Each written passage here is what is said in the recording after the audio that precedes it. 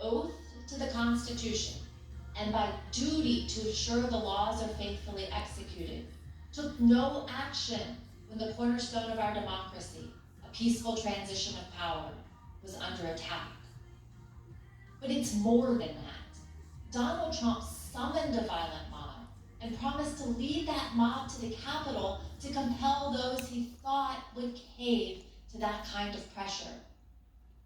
And when he was thwarted in his effort to lead the armed uprising, he instigated the attackers to target the vice president with violence, a man who just wanted to do his constitutional duty.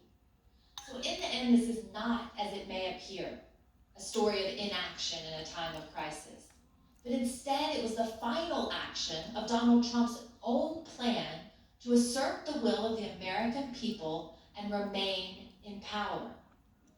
Not until it was clear that his effort to violently disrupt or delay the counting of the election results had failed did he send a message to his supporters in which he commiserated with their pain, and he told them affectionately to go home.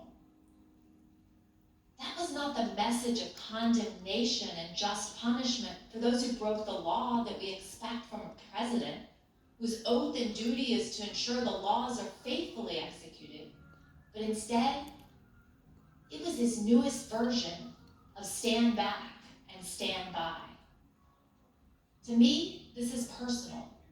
I first swore an oath to support and defend the Constitution against enemies foreign and domestic when I entered the U.S. Naval Academy at age 17. I spent 2 decades on ships at sea, defending our nation from known and identifiable foreign enemies who sought to do us harm. I never imagined that that enemy would come from within. I was not as prescient as Abraham Lincoln, who 23 years before the Civil War said, "If destruction be our lot, we must ourselves be its author and its finisher."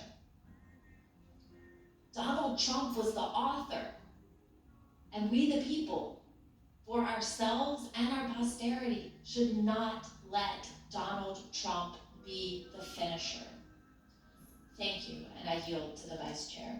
That's Thank you right. very much, Mrs. Luria. I want to thank our witnesses for joining us today. Fuck Trump. Members